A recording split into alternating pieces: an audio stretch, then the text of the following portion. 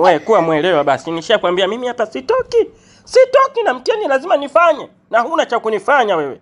Usiniletee kibezi bana wewe. Wewe nani? Shule ya kwako hii? Au shule ya bibi yako hii? Achana na mimi. Hapa mimi sitoki na mtihani leo nafanya kama kawaida.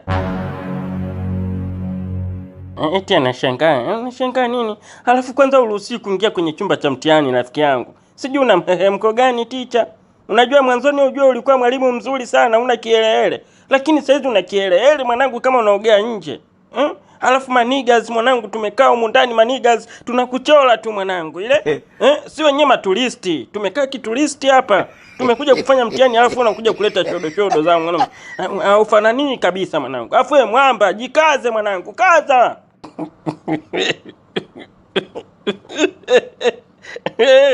Halo. Angalia sasa pigo za Kiadija Kopa kabisa wanangu. Pigo za Kiaisha Mashauzi kabisa. Alafu sisi maturisti tunamchola tu. Manigas tunakuangalia teacher ujue. Teacher hebu acha kujaibisha basi. Wewe ondoka nenda kafanye mambo yako mengine. Hii shule ya Gulam, sawa? Na wewe huna udugu wowote na Gulam. Gulam hajamuoa dada yako wala bibi yako. Kusema kwamba ni shemeji yako au shule ya mjomba wako. Kausha vitu vingine vikusu. Funika kope mwanaharamu apite. Mimi mwanaharamu mimi ndo napita katika darasa. Mimi siwezi kutoka hapa mwana. Wewe hivyo vyote vile. Yaani leo hapa ndo patanuka moshi. Mimi hapa sitoki. Lakini kweli ukiangalia anachokisema dogo ni sahihi. Sijui ni kihelehele nilichokuwa nacho mpunga kuche. Gulam sio bibi yangu. Hajamuoa ndugu yangu yoyote, sio shemeji yangu wala nini, lakini ni kihelehele sijui na washwa wapi.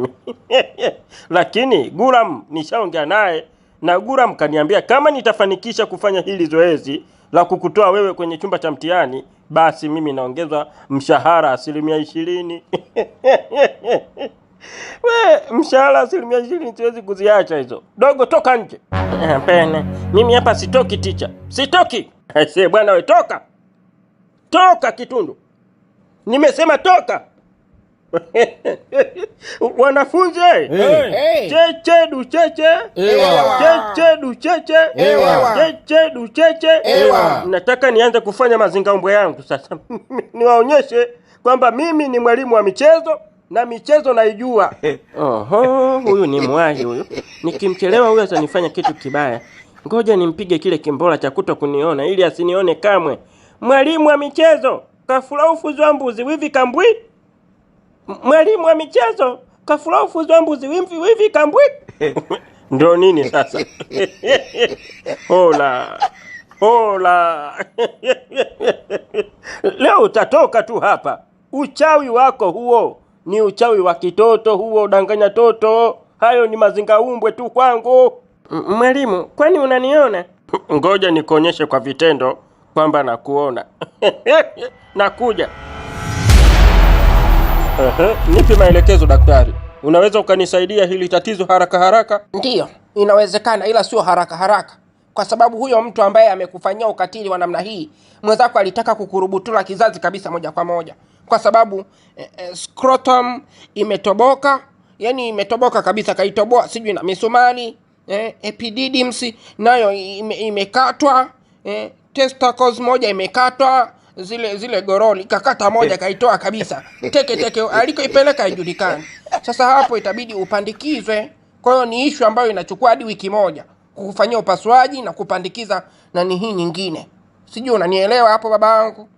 Huo tayari ni mzozo huo. Tushapichana hapo daktari. Sasa mimi nilikuwa nataka hili swala lifanyike leo.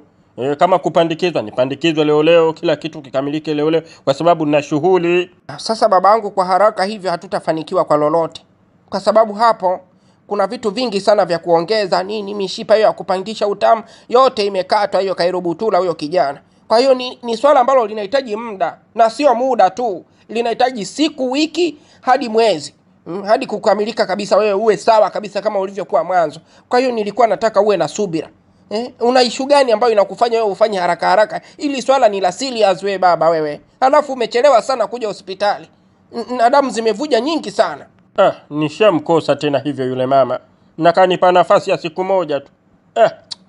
Daktari, hebu nakuomba chonde. Nisaidie hata kulining'iniza kidogo, kulibandika bandika angalau niweze kwenda kufanya jambo leo. We baba, hebu jionee huruma basi. Na hali hiyo kweli unawaza tu wanawake? Unawaza kufanya jambo gani? Hebu achana nayo hao mambo wewe. Una hali mbaya sana we baba, na kwa nini sijui hujionei huruma kabisa? Hali yako ni mbaya, unahitaji tiba ya haraka haraka. La sivyo kizazi utakikosa kabisa, kwa sababu hicho kidonda kikikaa siku 2-3 panaoza hapo. Pakioza kizazi ndo kwicha habari, na usikute lote hilo tukalitoa hadi duduluu. Hebu kuwa makini basi, jichukulie uangalifu wewe mwenyewe, vitu vingine viache vipite tu. Ndio nishafeli hivyo tena, nishafeli hivyo. Hili limeniuma sana, hili limeniuma kweli kweli. Ile mbungo kama nikishindwa kuila leo na yule mama akajua kwamba familia yake isharudi nyumbani, basi ndo nimemkosa Bimlole. Siji kumgusa tena yule, siji kumpata kwenye maisha yangu kamwe na kamwe.